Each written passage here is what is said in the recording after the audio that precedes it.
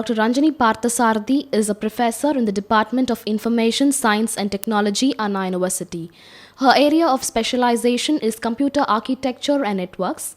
One of her special interests is Indian language technology systems.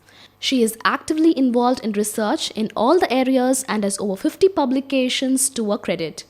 She has about 25 years of experience covering both industry and academics. Welcome to the UGC lecture series in computer science. This is a series of lectures in computer networks. Today, we will be looking at details of the ATM protocol, asynchronous transfer mode protocol. We know that ATM is a digital transmission system and it is basically used as a broadband ISDN protocol, or it is used in broadband ISDN networks, BISDN as they are referred to. So, what we will do now is take a look at the details of this ATM architecture. Okay. So, we have already looked at this basic layered architecture that is there in ATM. We will just do a quick recap of that. So, basically it consists of 3 different planes at which the model has been specified: user plane, control plane and the management plane. Now, if you look at the different layers that are there in each of these planes, we have what is called as a physical layer at the bottom, and then we have the ATM layer, then we have the ATM adaptation layer and then the higher layer protocols.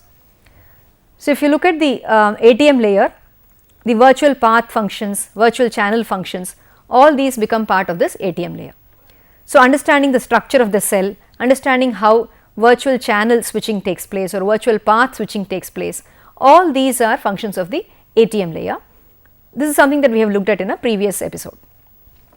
Now, today what we will be looking at will be more on the ATM adaptation layer and how the control plane is used and the management plane is used in order to provide traffic management and various such other services.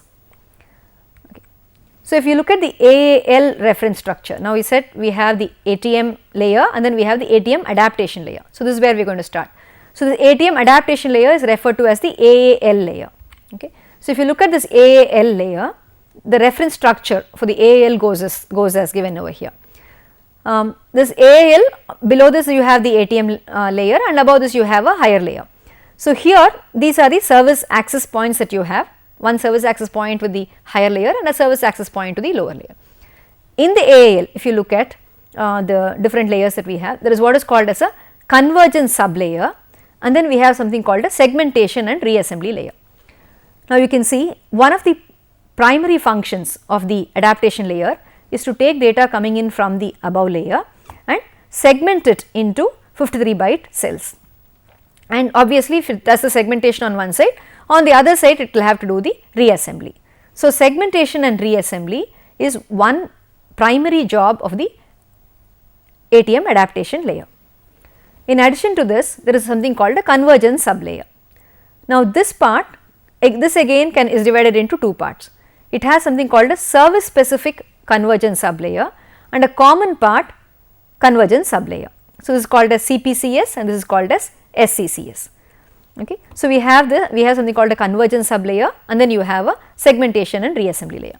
Now, what is done by each of these will depend on what type of application it is trying to support. So, that adaptation with respect to ATM is taken care of by these 2 parts. To summarize what we talked in terms of this ATM adaptation layer, this in order to carry the data units which are longer than 48 octets in ATM cells, an adaptation layer is used. Okay. So, this provides for segmentation and reassembly of higher layer data units and for detection of errors in transmission. So, this is taken care of by this CPCS layer sometimes and also by the SAR functionality that we have. Since the ATM layer simply carries cells without concern for their contents, a number of different AALs can be used across a single ATM interface. Now, this is an important point to understand. There is the ATM layer which is responsible for carrying cells, does not bother about the contents of those cells. Okay. So, in order to provide for different types of data, right, or different types of content that you want to carry in these cells, you would have different types of AALs that would be used. And different type of AALs can be carried across a single ATM interface, which means you are providing for all types of data, voice, video and so on to all be carried together, and the adaptation is taken care of by the AAL layer. So, essentially what we can say is the AAL maps the user, control or management protocol data units into the information field of the ATM cell and vice versa, that is in the reverse direction. At the receiver side, it takes it from the ATM cell and does the mapping in the opposite direction. Okay. So, to reflect the spectrum of applications, 4 service classes were originally defined by CCITT. Now, CCITT is the standards organization which is responsible for providing this. So, originally what they looked at was they had 4 classes of applications. So, 4 distinct adaptation layers were thought of. Okay. So, class A basically is a constant bitrate application, what is referred to as CBR, constant bitrate. Second is variable bitrate application, class B, this is called as VBR, variable bitrate application. Class C is for connection oriented data applications and class D is for connectionless data applications. So, we had these 4 different categories A, B, C and D that was originally proposed in the ATM architecture. Of course, the moment I say it was originally proposed in the ATM architecture, it indicates that some changes have taken place to this. So, you look at what has happened after that. Okay. So, in this original ATM architecture, the AAL interface was defined as classes A to D with a SAP, that is a service access points for AALs 1 to 4. So, you had AAL 1, AAL 2, 3 and 4, right, and for these 4 different classes that we had. Out of these, AAL 3 and AAL 4 were so similar that they were actually merged into an AAL 3/4. So, it was kind of both were combined together. Okay. And finally, what happened was the data communications community concluded that AAL 3/4 was not suitable for data communications applications. So, they pushed for a different standardization. So, they came up with another one called AAL 5, which is also referred to as SEAL, a simple and efficient adaptation layer. Okay. AAL 2 was not initially deployed. So, typically it was AAL. So, now what has happened more is that we focus more on the AAL 5, the AAL 5 standard that is used for adaptation. Okay. So, if you look at the service categories and the different characteristics of these different service categories, so you can see what has happened. So, class A basically does circuit emulation and AAL 1 is the standard that is used for this.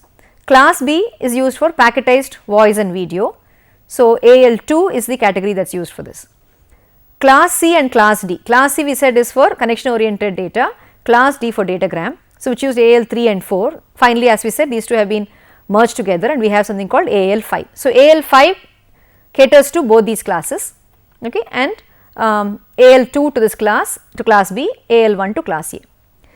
Now, what is interesting about the attributes or the characteristics of these different services is that we look at it in terms of whether timing is essential between the source and destination, whether the bit rate is constant or variable, and what kind of connection mode is used. Should it provide for a connection oriented service or for a connectionless service. Okay. So, class A and class B, in both these cases timing is important between the source and destination. So, timing is required, whereas here timing is not required for classes C and D. With respect to bit rate, class A is a constant bit rate application, B, C and D all use variable bit rates. With respect to connection mode, again A, B and C, these cater to connection oriented and connectionless is provided for class D. Okay. So, depending on these 3 parameters, whether timing information or timing synchronization is required between the source and destination, whether it is a constant bit rate or variable bit rate, and what kind of connection mode is preferred, connection oriented or connectionless, we actually have these different service classes or classification. So, now based on all these different changes that have taken place, the way we look at ATM service categories today is like this. So, this is our revised set of ATM service categories. So, here we talk now about CBR, which is constant bit rate, right. This is typically used for emulation of your T1 circuits and so on, time division multiplexing based standards that we have. So, this is a constant bit rate service category. Then we talk of a variable bit rate, but under variable bit rate we provide for 2 different classifications, RT VBR and NRT VBR. RT VBR stands for real time variable bit rate.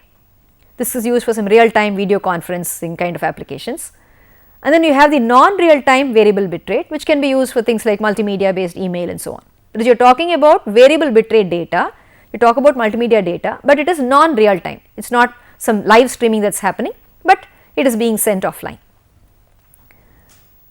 Next category that we look at is available bit rate, ABR. Okay. So, what we mean by this is whatever available bit rate is there, that could be used. So, typically when you are looking at browsing the web, you are not looking for any specific guaranteed bit rate, but you use whatever bit rate is available to you. So, that is called as ABR. So, ABR is provided more for these kind of applications. And then we have something called UBR, which is unspecified bit rate. Okay. So, this is for some background file transfer and so on, where nothing has been specified. So, whatever unused capacity is there could be used by these kind of applications. Okay. So, today when we talk of ATM service categories, these are the categories that we try to provide for. So, CBR, which is constant bit rate, RTVBR, which is real time variable bit rate, NRTVBR, non real time variable bit rate, ABR, available bit rate, and UBR, which is unspecified bit rate. So, now for each of these different services that we have, right, different types of services that we have, we try to provide some criteria based on which the ATM service can be specified. That is, now you have a certain application which is expecting a particular service from the network. So, which means I need to have a contract between the network and the user saying that I am sending this kind of data. So, then the network says yes, I will provide you this kind of service. Okay. So, ATM also provides this service criteria and tells you how this contract can be designed. So, the service criteria as such is specified in terms of traffic and QoS parameters. We have traffic parameters that will have to be specified, and then we have quality of service parameters that have to be specified. Now, both this traffic and quality of service parameters, all these, remember, they are all part of the control plane of the data transfer. Okay. That is, they control how the data will actually be transferred by the network.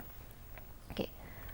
So, if you look at traffic parameters, let us take a look at some of the parameters that are actually used to specify traffic and so on. So, if you look at traffic parameters, these are some commonly used terms in ATM. We talk about something called a peak sell rate, then we talk about a sustainable sell rate. Now, there is a difference between these two. Peak sell rate is what is the highest possible sell rate that you are likely to get. Sustainable sell rate is this sustainable rate, or normally, or what is the rate at which you expect cells to be sent. Okay. So, we have something called a peak sell rate and sustainable sell rate. Now, when you have variations in the sell rate, then you will have a peak sell rate and a sustainable sell rate, which could be different from each other. Okay. So, that is important to look at. Then we talk about maximum burst size and a minimum sell rate. Maximum burst sizes, when is it that you are likely to have a number of cells coming in at a very high rate together. So, those are the size of the burst. We normally say that data comes in bursts, right. So, what is the size of this burst, maximum size of a burst? And then we also talk about what is a minimum sell rate, that is, minimum cells will be sent at a particular rate. So, we have a minimum sell rate, a peak sell rate, a sustainable sell rate, and then we talk about a maximum burst size. All these are parameters which will help you to characterize the traffic that you have.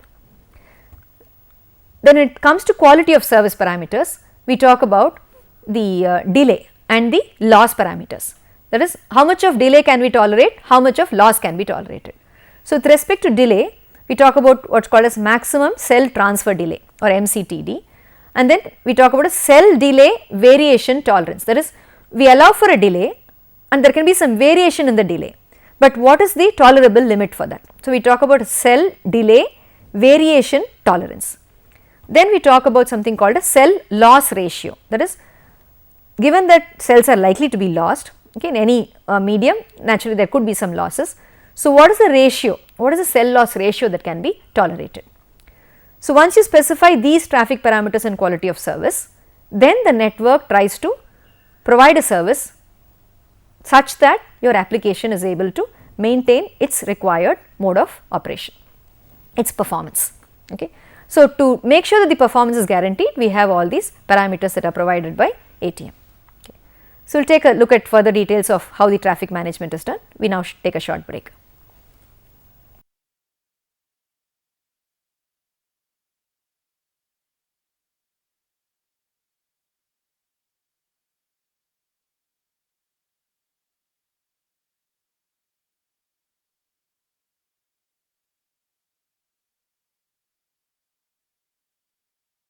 Welcome back after the break.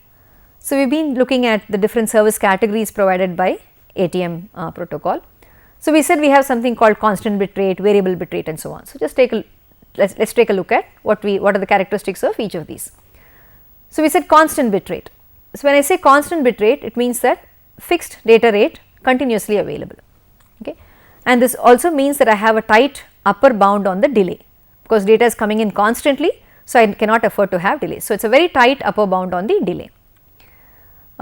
Typically uncompressed audio and video, video conferencing, interactive audio, audio video distribution and retrieval, all these are applications which typically require a constant bit rate. Now, if you look at real time variable bit rate data, that is RT-VBR that we looked at, this as we said is for time sensitive applications, tightly constrained delay and delay variation. Remember, there are two things we talk about, right? We talk about the delay and we also talk about the variation in the delay. Now, in many real time applications, you cannot tolerate too much of variation in delay, it will lead to what we call as jitter. So, in order to avoid that, especially in time sensitive applications, we need tightly constrained delay and delay variation. These are provided by the real time variable bit rate service category.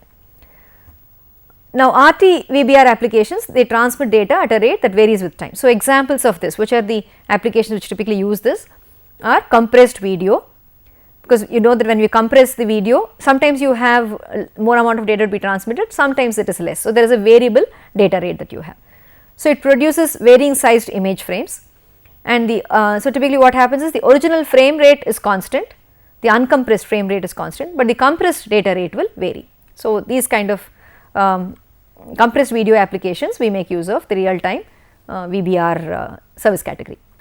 So, this could typically multiplex different connections, statistically multiplex different connections. So, you are able to also handle more number of connections when you go in for real time VBR services. So, sharing of bandwidth is also a possibility with real time VBR.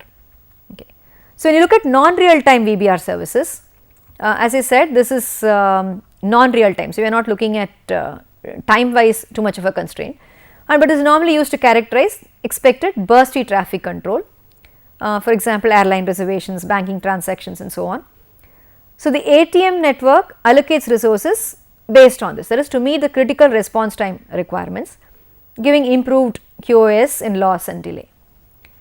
The end system will typically specify the peak cell rate, sustainable or average rate, and measure of how bursty the traffic is. So, remember we just talked about these different parameters. So, like this you will have parameters specified for each service category, okay, and based on that you specify what kind of services are required.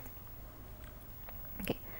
The available bit rate category, now this we said is tries to use whatever available bit rate is there, but here again you specify what is the peak cell rate and what is the minimum cell rate that is acceptable. So, which means that you will have to say minimum I need so much of cell rate, otherwise I cannot handle the, I will not be able to transmit my data, and this is the peak cell rate, that is I will definitely not send more than this particular rate. Okay. So, this is how the available bit rate will be specified.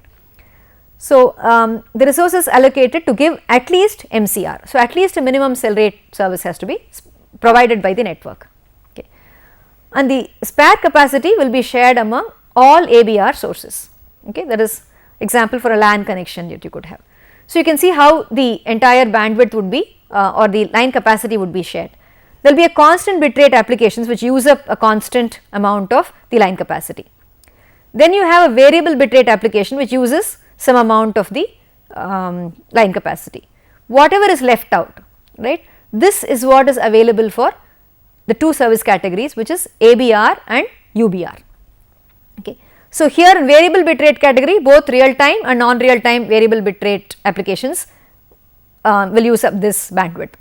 Whatever is left out beyond that will be used up by ABR and UBR. ABR, at least you have some guarantees to be provided in terms of this is the minimum cell rate to be specified and supported and so on. Unspecified bitrate is totally unspecified, in the sense that whatever extra is available can be made use of. Okay. So, this is how the entire bandwidth is shared between the different service applications. So, in terms of the different traffic parameters and service and the QoS parameters that we have, constant bit rate you can look at it as the traffic parameter specified there is PCR, and the QoS parameter there is low cell loss and low cell delay. With respect to real time VBR, you specify a peak cell rate, sustainable cell rate and maximum burst size, and QoS parameters are in terms of low cell loss and low cell delay.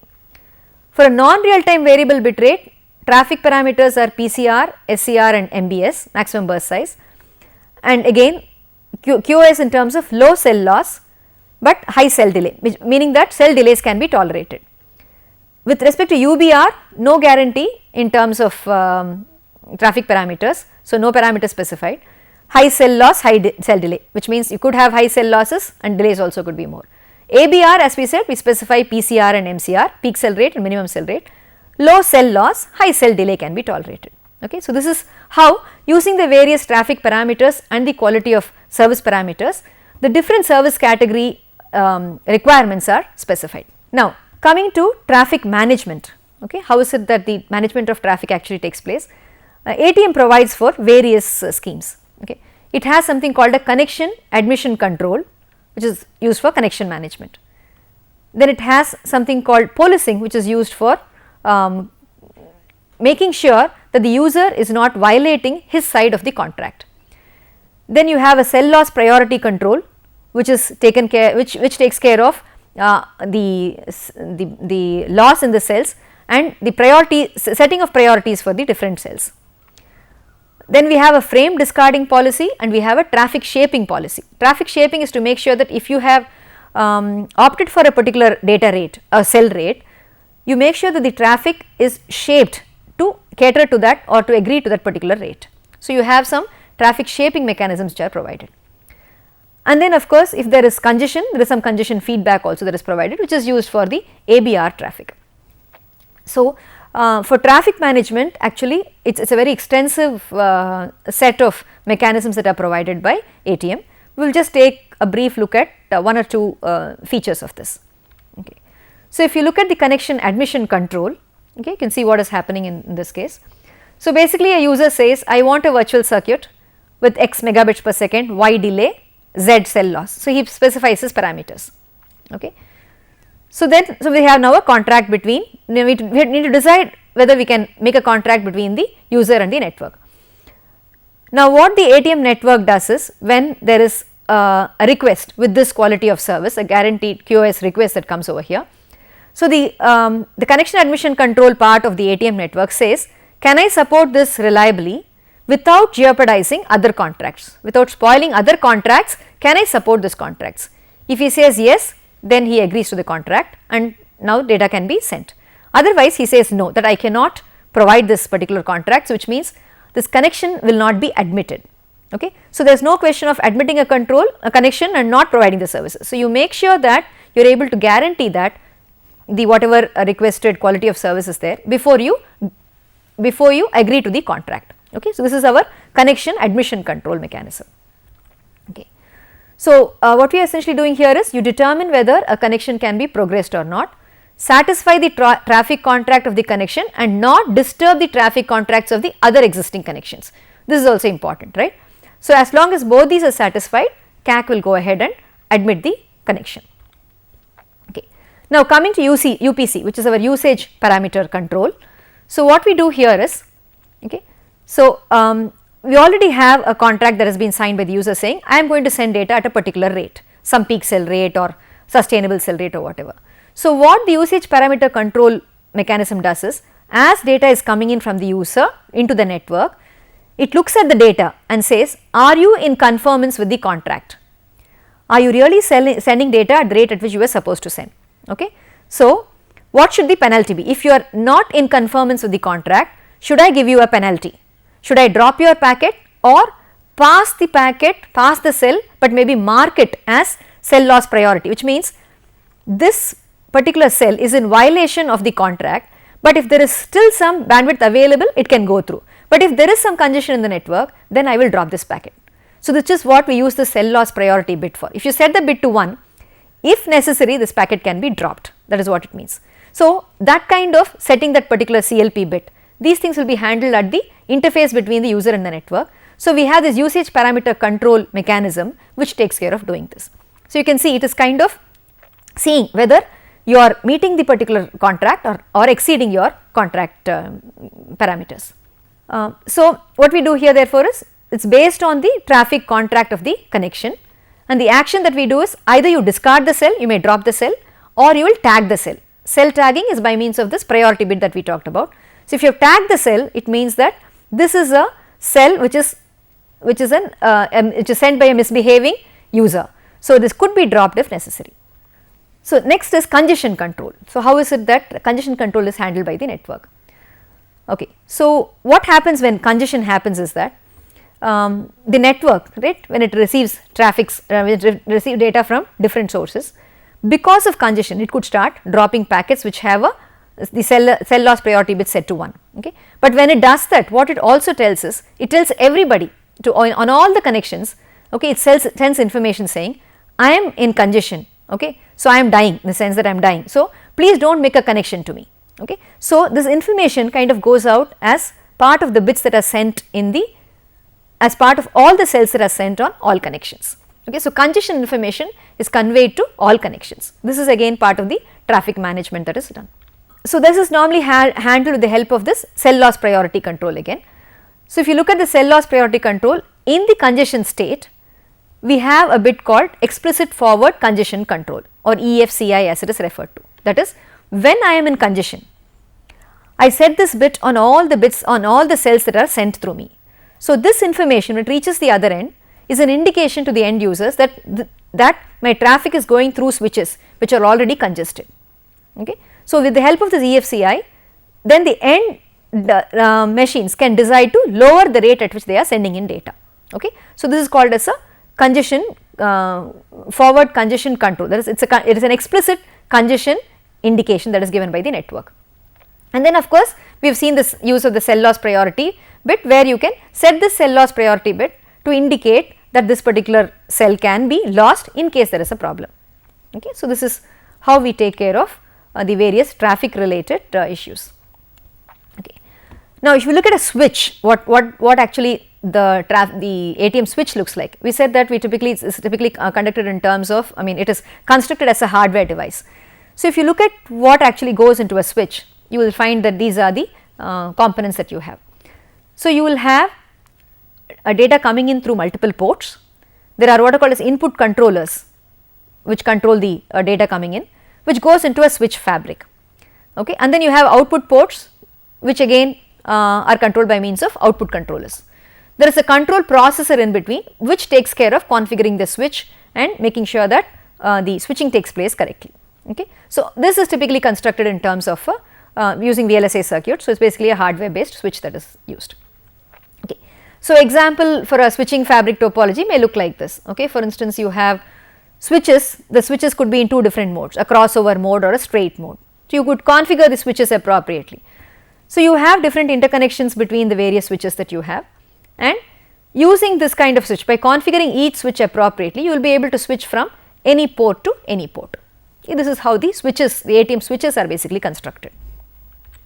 Okay. So, to summarize, what we have looked at in today's session is that we have looked at different service categories and the different adaptation layers which provide for these service categories. We have also looked at how traffic management is handled in ATM networks, and in terms of traffic management, we saw how we do connection admission control, we also saw how you do traffic policing, okay, and we talked about how in case you exceed the capacity of your contract, what is done to your packets. Okay. So, this should give you a basic idea on the characteristics of ATM. Is a very large protocol. So, it is very difficult to look at the whole of ATM, it is a special course in itself. So, it is very difficult to look at it in just 1 or 2 lectures, but these 1 or 2 lectures is basically meant to give you an overview of ATM. Okay. So, questions again for you to look at today's content. Question number 1, what are the functions of the AAL layer? Question number 2, name the different service categories supported by ATM. Question number 3, what is ABR? Question number 4, what are the functions of traffic management? Question number 5, what is cell loss priority? Thank you.